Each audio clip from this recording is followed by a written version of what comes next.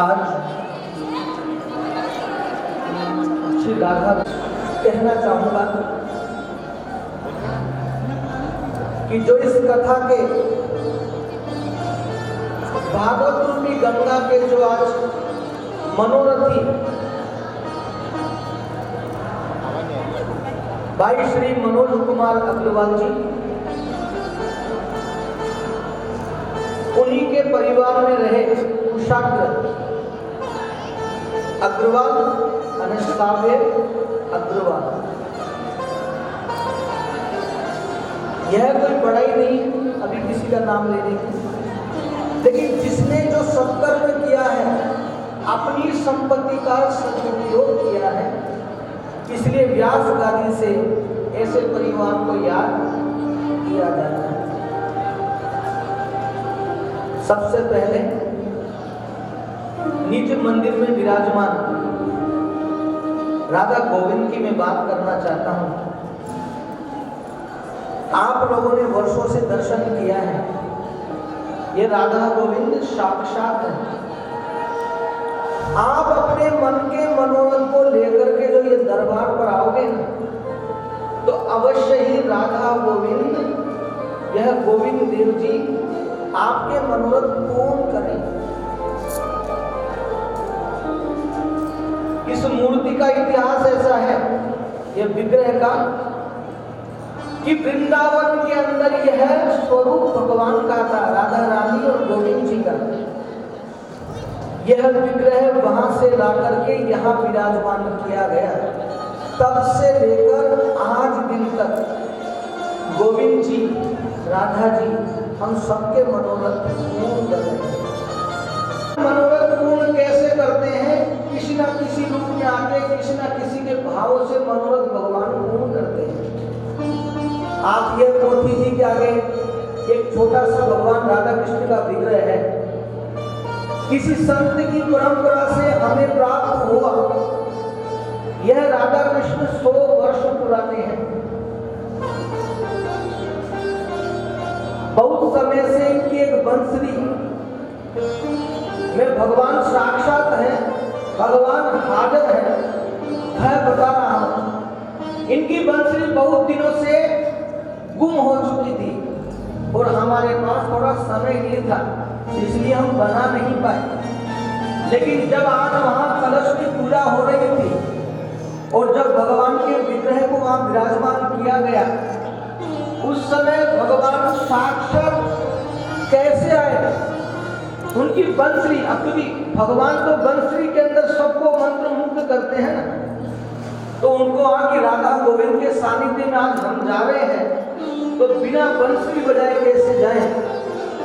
एक वृद्ध माता जी आई, हम बैठे थे और माता जी आई कि गुरुदेव, ये कृष्ण को मेरे को बंसरी अर्पण करने की है, और अपना भाव लेकर के चांदी की एक बंसरी लेकर के आई और भगवान कृष्ण को हमने अर्पण किया। यह राधा गोविंद के प्रत्यक्ष हाजिर है, वह बात मैंने आपकी की और हम बड़े भाग्यशाली हैं। के हाथ में करके विचार करना कि जब हम कलश यात्रा लेकर के निकले, हर एक के दिल में भगवान का जो रूप और भगवान का जो स्वरूप आज भ्रमण कर रहा था। हमने तो कई माता जी को देखा, कई बहनों को देखा, कलश लेकर के नृत्य कर रही थी और नृत्य ऐसे कर रही थी किसी को दिखाने के लिए नहीं। मेरे साथ मेरा ठाकुर आज चल रहा है, मेरे साथ मेरा ठाकुर आज चल रहा है। उसी ठाकुर की झांकी को लेकर के अपने मस्तक पर कलश रख करके नृत्य करती करती यहाँ पर आज सभी बहन, सभी वृद्ध नारियां आज यहाँ पर आई। एक बार जोरदार तालियों से हम सभी को वंदन करते हैं।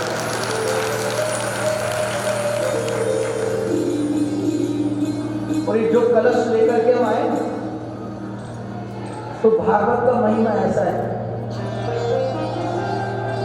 कि आपको ऋषिकेश, हरिद्वार, प्रयागराज गंगा स्नान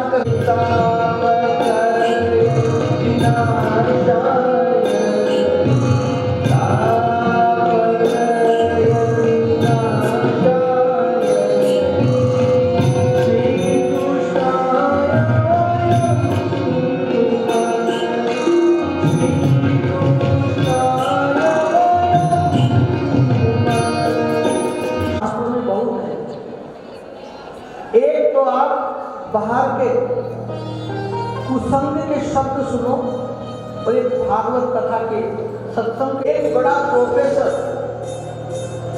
रोज आकर के कथा में बैठता था, परंतु कब कि जब कथा शुरू हो जाती थी और पूर्ण होने जाती, उसी समय सबके सामने बीच में आकर के बैठता। रामकृष्ण परमहंस ने कितने दिनों तक कुछ नहीं कहा। एक दिन गुस्से में आकर के जोर से कह दिया, खबरदार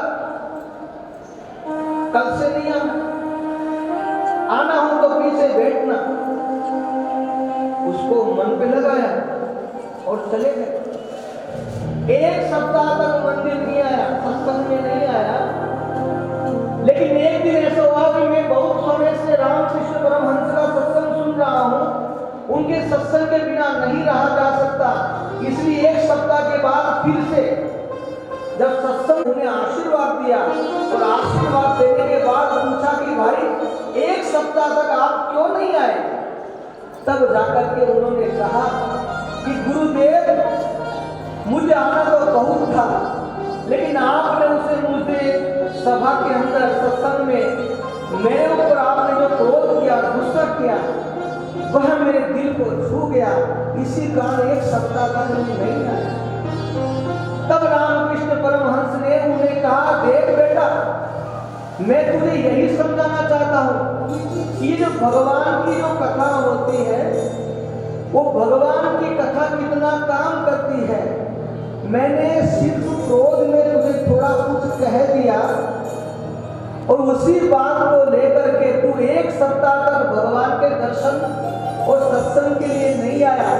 अब तू सोच, सिर्फ गुस्से से कहा एक वाक्य तुझे एक सप्ताह तक भगवान और भगवान के सत्संग से दूर कर दिया, तो इतना सोच, ये भगवान का जो कथा रूपी जो अमृत है ना, एक बार जो दिल में उतर गया, कानों द्वारा दिल में उतर गया, तो जो शब्द आपको भगवान से दूर कर सकता है, वही सत्संग रूपी शब्द आपको भगवान के नजदीक ले जा सकता है।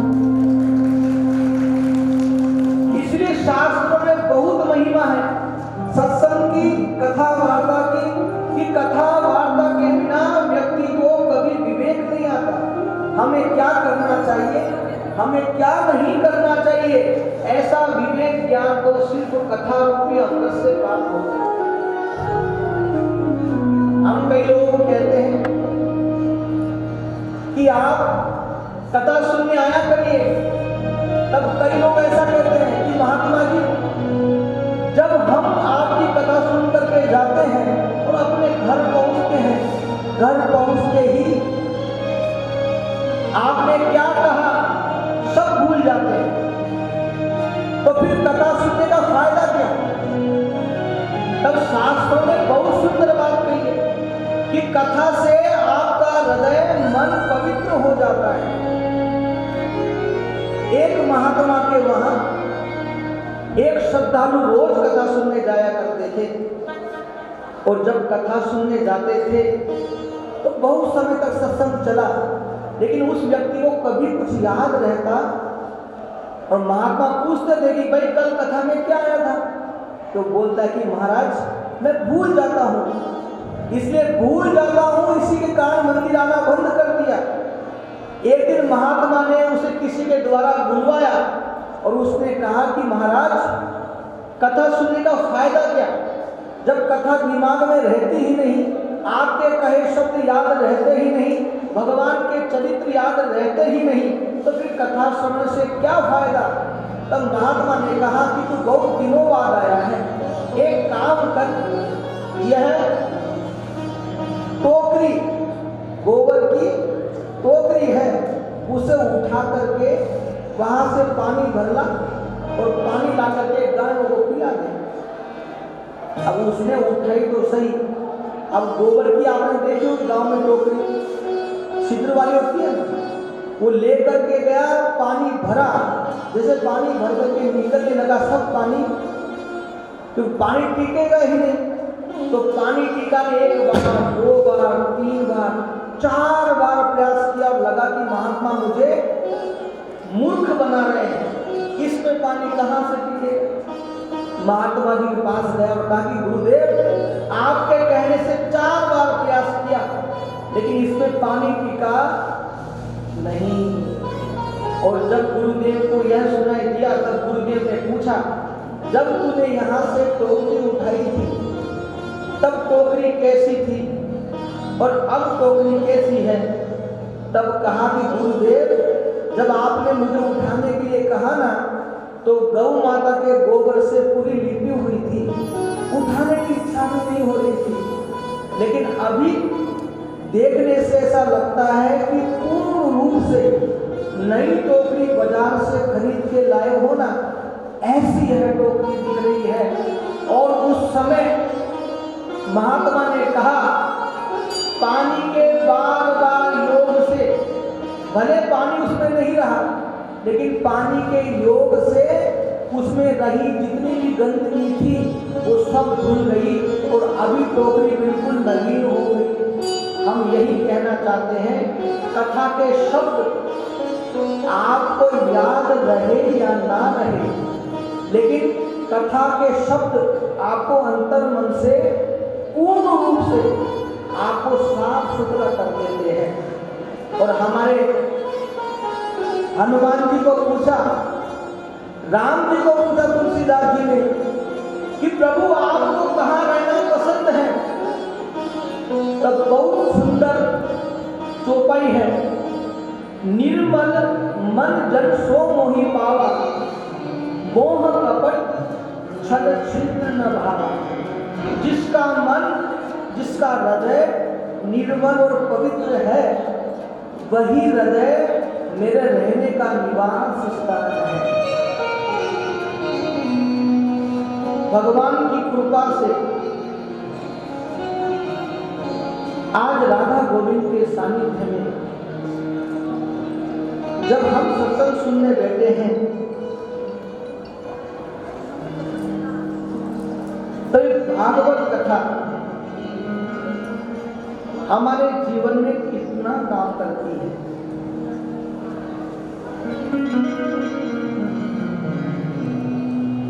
सूत जी शौनक आदि ऋषियों को सुंदर कथा का महिमा समझा रहे हैं और शास्त्रों में लिखा है, संपूर्ण भागवत सुनो और एक महिमा भाग सुनो तो संपूर्ण प्रकार से फल प्राप्ति होती है। पर इसका अर्थ यह मत निकालना कि आज भागवत का महिमा सुन ले, कल से छुट्टी। भगवान देता है तो छप्पर फाड़ के देता है। भगवान जब देता है छप्पर फाड़ के देता है, लेकिन कब देता है? सामने वाले का भाव देख करके, उसका प्रेम देख करके भगवान उसे छप्पर फाड़ के देता है। और देखो, धन और दौलत संपत्ति सब यही रह जाएगा, साथ आएगा हमारा किया हुआ सत्कर्म। तो भगवान नारायण की असीम कृपा हमारे ऊपर बरसती रहे, इस कथा के माध्यम से हम यही प्रार्थना करते हैं। एक ब्राह्मण का बालक था, पूरा परिवार धर्म के मार्ग पर था, परंतु यह बालक भगवान से विमुख था। भगवान से विमुख अर्थात ना उसे भगवान का नाम लेना पसंद था, ना उसे भगवान के शब्द सुनने पसंद थे, ना उसे सत्संग में, धर्म में कोई प्रकार की रुचि नहीं थी। परिवार वाले परेशान थे कि हमारे घर में भगवान का दिया हुआ सब कुछ है और सब कुछ अच्छा चल रहा है, अगर जो अच्छा नहीं है तो घर के अंदर हमारा जो लड़का है ना, वो भगवान से दूर है। माता पिता का आग्रह ऐसा रहता था कि कैसे भी करके इसको सत्संग हो, संतों के योग में आए और कैसे भी करके भगवान का नाम ले। बहुत प्रयास किया, उसने नाम नहीं लिया। एक बार एक महात्मा उनके द्वार पर आए और द्वार पर आकर के कहा, भिक्षाम देहि। परिवार के लोग बड़े प्रसन्न हुए और संत जाते जाते कहते हैं अगर हमारे लायक कुछ हो तो कहना।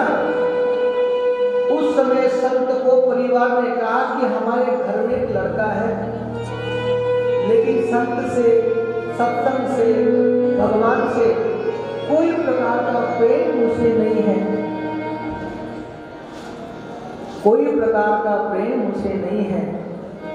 आपकी जो कृपा हो ना तो इसे भगवान से जोड़ दीजिए। और महात्मा को कहा कि आप इसको अपने साथ ले जाइए।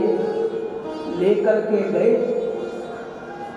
तब महात्मा को उस बालक ने कहा गुरुदेव आप जो कहेंगे सब करूंगा, लेकिन मुझे भगवान का नाम लेने के लिए कहना मत।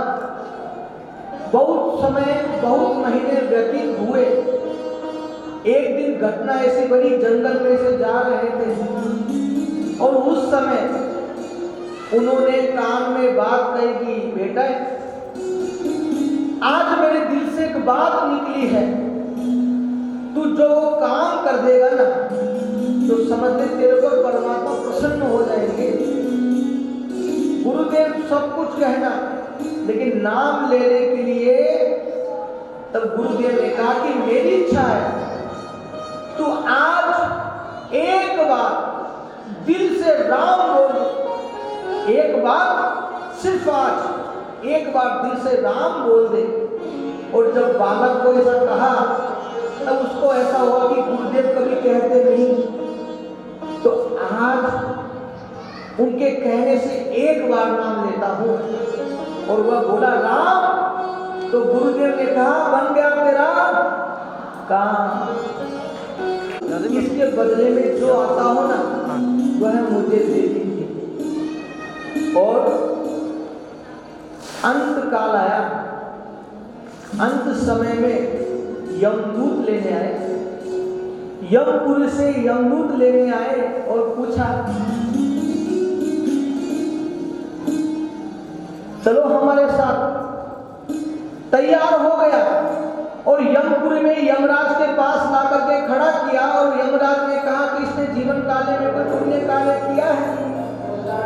तब चित्रगुप्त ने कहा कि जीवन में कोई पुण्य कार्य नहीं किया सिवाय एक। इसलिए एक महात्मा के कहने से यमराज की विचार में पड़ गए कि भाई एक बार लो, 1000 बार लो, फल तो भगवान का अनंत है, उसकी कोई गिनती नहीं हो सकती। एक काम किया जाए, जो निरंतर राम राम राम करते हैं ऐसे भगवान भोलेनाथ के पास चलते हैं। और भगवान भोलेनाथ के पास लेकर के गए और भोलेनाथ को कहा कि प्रभु एक प्रश्न है, इसने अपने जीवन में एक बार परमात्मा का नाम लिया, एक बार राम का नाम लिया है, अब इसका फलश्रुति क्या है? उस समय जब कहा ना फलश्रुति क्या है, तब भगवान महादेव ने, भोलेनाथ ने कहा कि मैं तो निरंतर राम राम राम करता हूं, अब अनंत बार का पुण्य जो हो वो मुझे पता है, लेकिन एक बार राम का तो मुझे भी पता। एक काम किया जाए, जिसका नाम है उसके पास चलते हैं। और राम जी के पास जब पहुंचे तब राम जी को कहा कि प्रभु इस जीव ने आपका एक बार नाम लिया है, उस एक बार नाम लेने का फल क्या है? और उस समय राम जी ने शॉर्ट एंड स्वीट छोटे से शब्दों में कहा इसे मेरे पास छोड़ जाइए। पता लगा एक बार राम नाम लेने का फलश्रुति क्या है? तो भगवान राम ने कहा इसे मेरे पास छोड़ जाइए। कहने का भावार्थ है कि दिल से लिया गया परमात्मा का एक बार जो नाम दिल से ले लिया ना तो उसका काम बन जाता है। जिंदगी भर भगवान को याद नहीं किया, एक बार भगवान को याद किया तो सीधी परमात्मा के धाम का वास उसे हुआ। एक बार नाम लिया तो भगवान राम ने उसे अपने पास रख लिया। कहने का भावार्थ है कि भगवान हमारे ऊपर बहुत प्रसन्न है।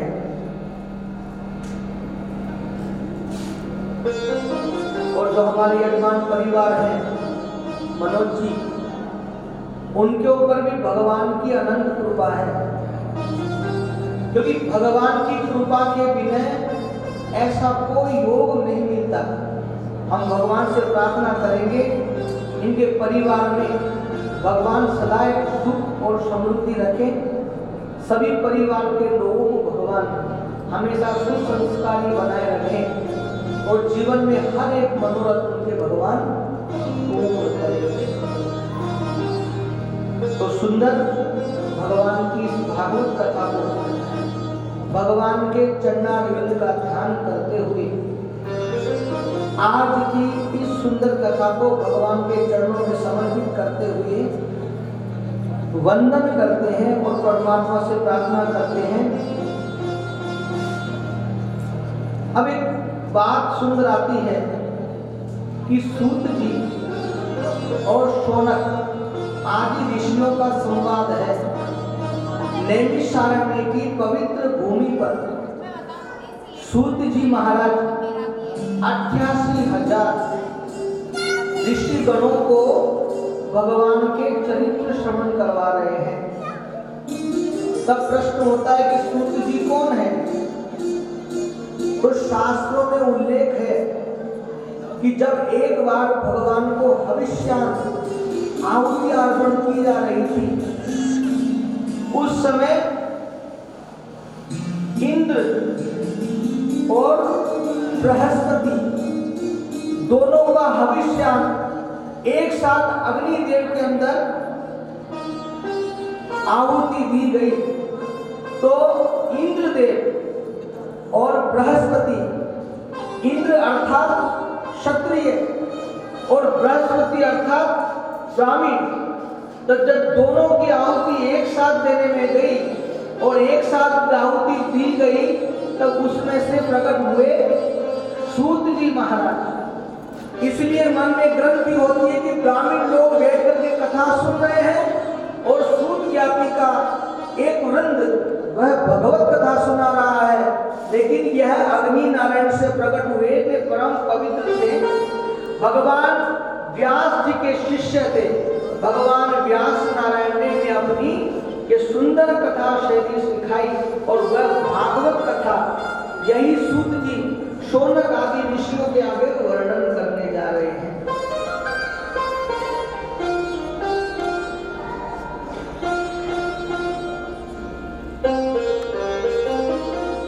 यहाँ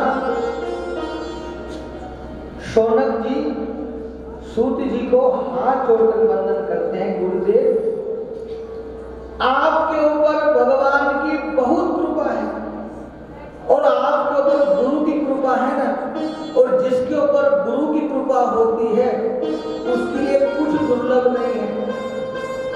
आपके ऊपर आपके गुरु व्यास भगवान की कृपा है और आप शास्त्र पुराण कहने में बड़े पारंगत हैं।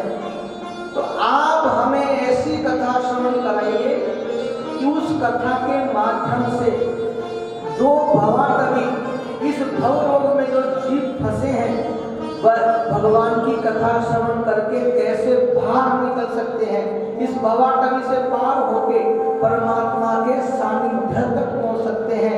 ऐसी कृपा आप हमारे ऊपर कीजिए।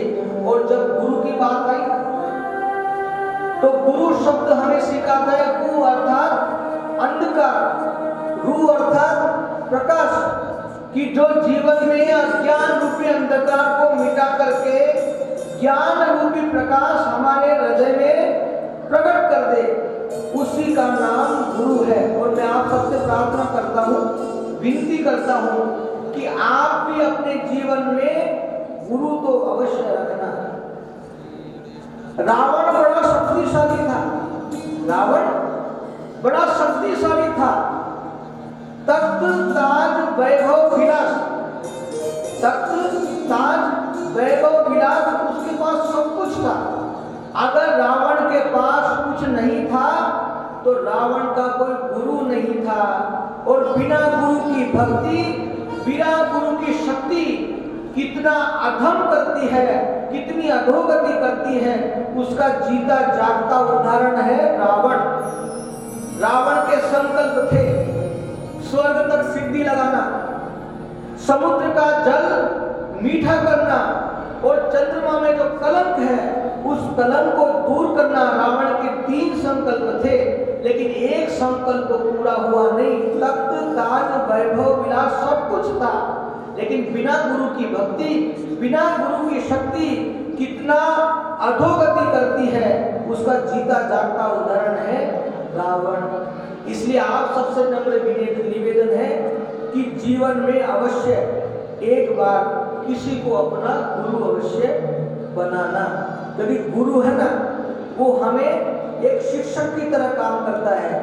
देखते हैं कि ये मेरा बालक या मेरा शिष्य गलत मार्ग पर जा रहा है, तो उसे अपना मान करके गुरुदेव रोक लेते हैं और कहते हैं बालक यह मार्ग हमारे लिए नहीं है, यह मार्ग अपने लिए नहीं है, यह मार्ग अधोगति की तरफ ले जाता है। चल तुझे भगवान के मार्ग लेकर के चलता हूँ। अगर आप एक बार भटक जाओगे ना, तो अवश्य आपको गुरु वापस अंधकार में से प्रकाश की तरफ ले आएंगे। कई लोगों से पूछते हैं कि भाई आपने गुरु किए? हाँ, बचपन में गुरु कर लिए थे। तो आपके गुरु का नाम क्या है तो बताओ। वो याद नहीं है, डायरी में लिख रखा है कि बचपन में इस समय मैंने गुरु जी बनाए थे। अब गुरु बना भी लिए, कभी गुरु के दर्शन भी नहीं किए और वर्षों व्यतीत हो गए, लेकिन गुरु कौन है और गुरु मंत्र क्या है उसका भी पता नहीं होता। इसलिए कहते हैं कि गुरु बनाने के बाद गुरु छूटना नहीं चाहिए। जो गुरु छूट गया तो हम पता नहीं कहाँ चले जाएंगे, उसका कोई अता पता नहीं चलता। मोह लागी लगन गुरु चरण की, गुरु चरण की, गुरु चरण की। मोह लागी लगन गुरु चरण की, गुरु चरण की, गुरु चरण की। मोह लागी लगन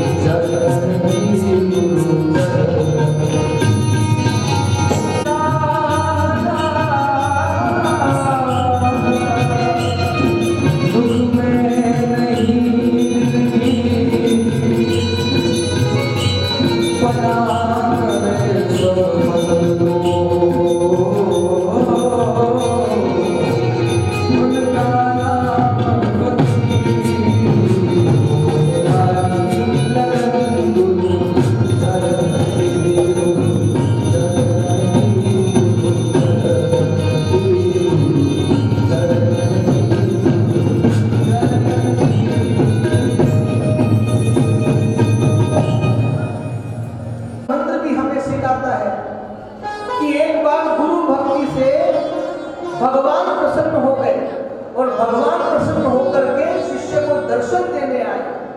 एक तरफ गुरु जी खड़े हैं, एक तरफ शिष्य खड़ा है और एक तरफ भगवान खड़े हैं। तब गुरु को देख करके शिष्य के मन में एक बात आई कि जिस गुरु की कृपा से आज मुझे परमात्मा के दर्शन हुए हैं, तो मैं पहले गुरु को चरण छूं या पहले परमात्मा को पगला दूं? अपने अपने शिष्य अपने मार्ग से भटकते हैं। हर मार्ग भटके हुए शिष्य को गुरु रास्ता दिखाता है। और आज शिष्य अजस्मंज में है कि मैं गुरु को पैर लगूं या भगवान को लगूं। उस समय गुरुदेव जी ने क्या कहा, भगवान की तरफ इशारा किया कि मेरा मार्ग मेरा साथ आज तक ही था, मेरा कार्य है भगवान मिलाना। और आज तुझे भगवान की प्राप्ति हुई है तो तुम मुझे नहीं, सबसे पहले परमात्मा के चरण को। गुरु गोविंद दोनों खड़े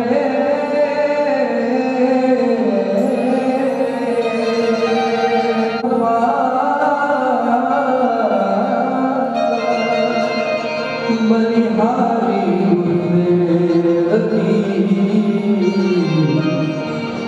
जिसने गोविंद दियो बता। गुरु हमें बंधनों से मुक्त करते हैं। एक राजकुमारी जिसका नाम था वैराग्यवती, उसने जीवन में भगवान की प्राप्ति तो की, लेकिन उसके जीवन में कोई गुरु नहीं था। निरंतर गुरु की तलाश में लगी रहती, निरंतर परमात्मा को याद करके यही प्रार्थना करती, प्रभु आप तो मुझे दिखाई देते हैं लेकिन मुझे गुरु कब मिलेंगे। ऐसे नित्य निरंतर गुरु की शोध, गुरु की तलाश में रहती। एक दिन एक खिड़की के पास बैठ करके गुरु की भक्ति के भजन गा रही थी और उसी समय पास से एक चोर निकला। उसने सुन लिया कि राजकुमारी बिना गुरु की अधूरी है और यह बड़ा अच्छा मौका है इसे लूटने का। तुरंत वेश बदल करके वैराग्यवती के पास आ गया और कहा, रख निरंजन। वैराग्यवती ने चरणों में गिर, गुरुदेव आज आपने कृपा की, परमात्मा आपकी कृपा से आज गुरुदेव की प्राप्ति हुई। तब गुरुदेव को देख करके कहा कि गुरुदेव आप मेरे हाथ से कुछ ग्रहण कीजिए। तब गुरुदेव ने सुनाते ही बोल दिया, क्या तूने गुरु बनाए हैं? ना गुरुदेव, मैंने आज तक कोई गुरु नहीं मिला, तो बनाएंगे कहां से? अब आप मुझे मिले हैं तो आपको ही मैं गुरु के रूप में स्वीकार करती हूँ। जिसके गुरु नहीं उसके वहां भोजन अन्न जल नहीं लेते, तो आपको ही गुरु बनाती हूँ। गुरु बनाया और कहा कि वैराग्यवती तेरे पास जो कुछ है समेट ले और मेरे साथ चल, आज मैं तुझे परमात्मा की प्राप्ति कराऊंगा। और वैराग्यवती को ले गया और वैराग्यवती चली भी गई। और वहां पर जितना धन दौलत लेकर के आई थी ना, सब एक तरफ रख करके जंगल में वृक्ष के साथ वैराग्यवती को बांध दिया और कहा, आंख बंद रखना, जब तक मैं नहीं कहूं तब तक आंख मत खोलना, और मैंने तुझे बांधा है, मैं ही तुझे छुड़वाऊंगा। ऐसा कह करके उसने आंख बंद की और इधर से वह सब लेकर के रफू चक्कर वेश बदल कर आया था, सब लूट करके चला गया। और ये तो नारायण नारायण नारायण का जाप कर रही है। पिता को पता लगा कि किसी ने मूर्ख बनाया और मेरी लड़की चली गई है। मार्ग में आए, जंगल में आए, देख करके बुलाया कि वैराग्यवती ऐसे कोई बना के चला जाए तो बन क्यों जाती है? चल ना, गुरु ने बांधा है, गुरु ही छोड़ेंगे। गुरु का बांधा कोई ना छोड़े सिवाय गुरु के। और वैराग्यवती का भाव तो देखो, भले ही वह चोर के रूप में गुरु बन करके आया, लेकिन उसकी श्रद्धा तो अटूट थी ना, उसकी श्रद्धा तो परिपक्व थी, उसकी श्रद्धा में कोई कमी नहीं थी। सामने वाला भले बराबर नहीं था, लेकिन उसके भावना में कोई प्रकार की कमी नहीं थी। राजा ने छुड़वाया, लेकिन छोड़ने को तैयार नहीं, छोड़ दिया।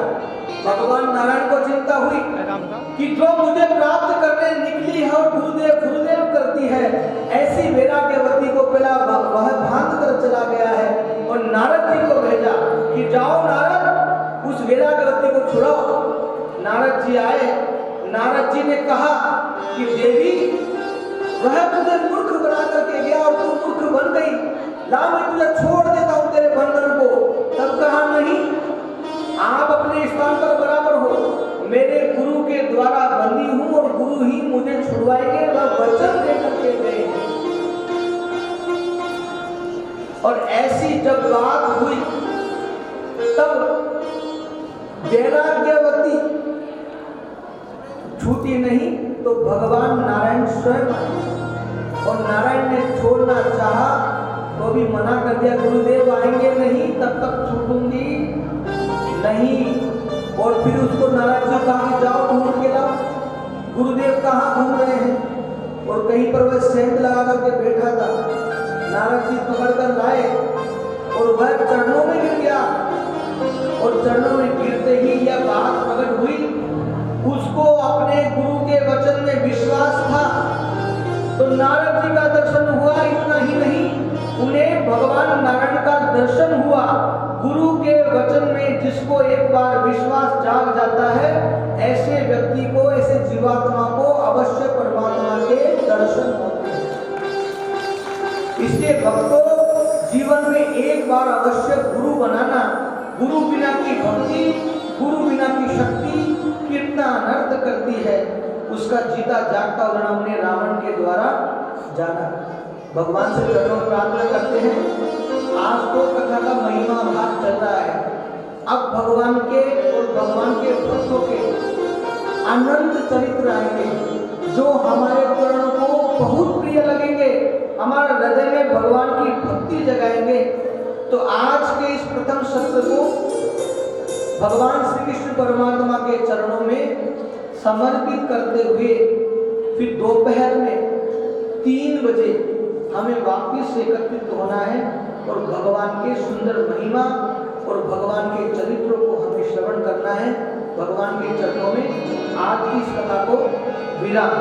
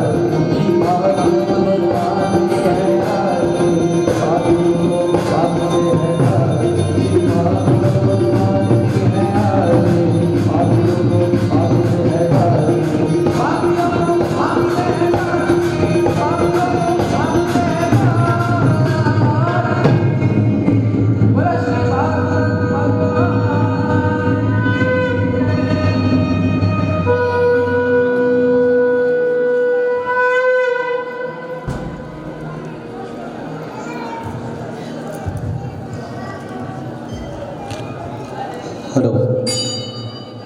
ओम द्युः शान्तिरन्तरिक्षगो शान्ति पृथिवी शान्तिरापः शान्तिरोकदयः शान्ति वनस्पतयः शान्तिर्विश्वे देवाः यदा सविहसे ततो नो अभयं कुरु शन्नः कुरु प्रजाभ्यो भयमना पशुभ्यः सुशान्तिर्भवतु।